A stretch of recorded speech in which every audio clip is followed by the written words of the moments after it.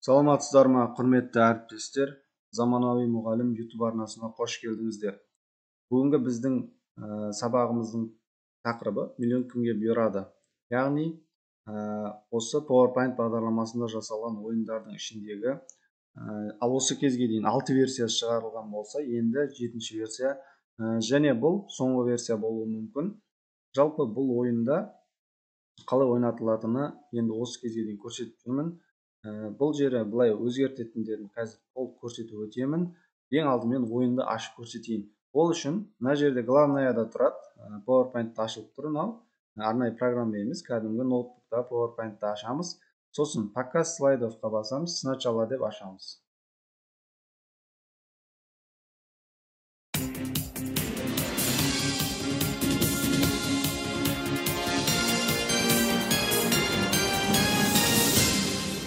Осылай басталады ойынымыз. Одан кейін мына жерге бір рет басатын болсақ, осындай сұрағымен ашылады.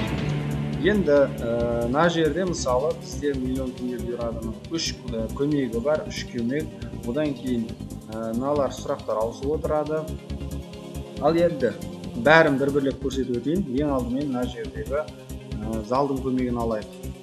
Залдың көмегін алу үшін мынаған бір рет басамын.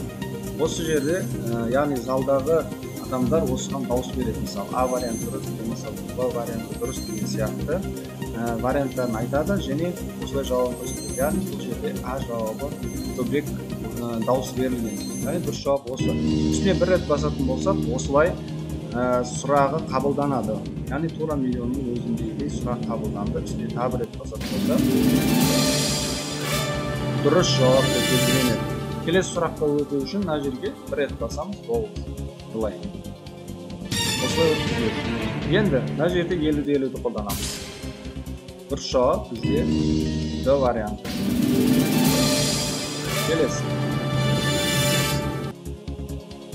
Келесі сұрақ. Бұл жерде енді 3-ші көмекті қолданайық. Бұл яғни досыңа қоңырау шалу деген 30 минуттығы бар және 15 минут. 30 секунд және 15 секундтық. Мен 15 секундтығын қойғам. Осы жерде 15 секунд ішінде уақыт аяқталады және осы жоғалады. Енді тағы да дұрыс жауапқа берейік. Қабылданды, дұрыс.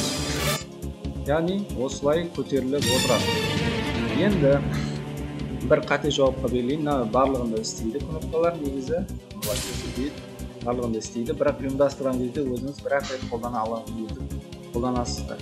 Енді қате жауапқа басатын болсақ, қабылданады және ойынды осылай ойнатамыз. Жалпы осы жерден қате болғаннан кейін аяқтасаңыздар да болады, немесе әрі қарай өткізіп ойната берсеңіздер де болады. Ең соңғы слайдты көрсетейін. Яғни миллионның соңғы несінде сұраққа осы жерде дұрыс жауап беретін болса, осындай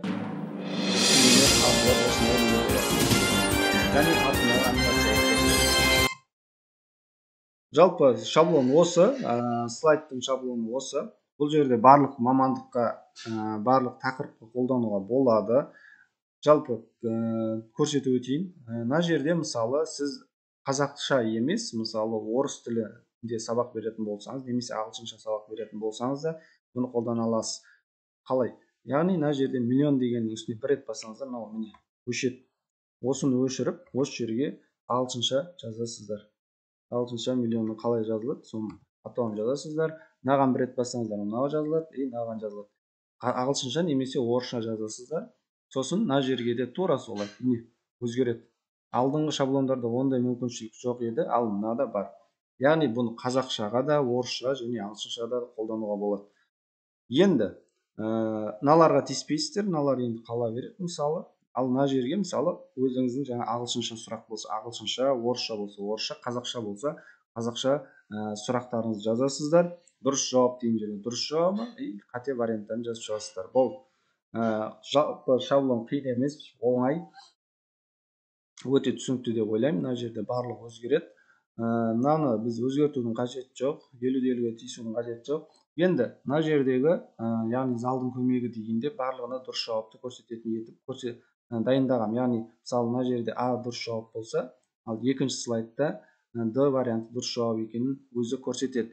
Енді оны біз қалай өзгертесіздер? Өздеріңіз қалауларыңыз бойынша егер қойғыларыңыз келсе, ол үшін мынау бізде диаграмма. Оны диаграмманы былай үстіне бір рет басасыздар, былай. Сосын оны былай алсаңыздар, астында тұр міне. Үстіне бір рет басамыз, осы жерден изменить данные дегенге бір рет басасыздар. Осы жерден ашылады. Енді мына жерде Д варианты дұрыс болған үшін мен 10-ды қойғам. Мына жерге мысалы біз өзгертіп, өздеріңіз керегін қоясыздар. Міне, өшіп жазылады, өшіп жазып көрсетейін. 7-ні осы жерге қояйын, мен дұрыс жауаптың С варианты деп қоятын болсам, осы жерге 10-ды қоям. Мынаған 4 деген сияқты, мынау қала берсін деген сияқты. Осылай қойып шығамын. И мына жерде қарап тұрсаңыздар, мына С варианты уже дұрыс екенін көрсетіп тұр. Яғни шатастыру үшін осылай қолдансаңыздар да болады. Немесе жаңағы дұрыс вариант ретінде қойсаңыздар да өз қалауларыңыз. Яғни бұл диаграмма, сурет емес, өзгереді. Данныйларын өзгертіп қолдана бересіздер. Жалпы шаблон осы. Мен енді көп айтпаймын, өйткені мына жері ешқандай қиын емес. Осы кезге дейін шығарылған шаблондардан барлығында көрсетілген, түсіндірілген. Бұның мынандай 10 сұрақтығы бар, 10 сұрақ, сосын тағы да 20 сұрақтығы бар.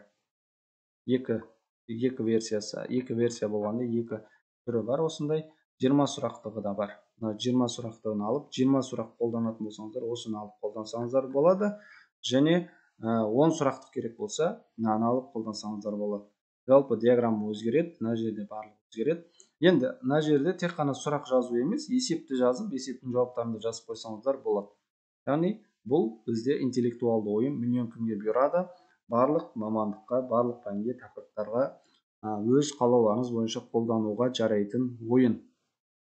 Жалпы назарларыңызға рахмет. Осы ойынды алу үшін комментарийдан маған сайтқа өтесіздер, сайт арқылы WhatsApp өтсеңіздер, осы жерде мен толығырақ айтып түсіндіремін.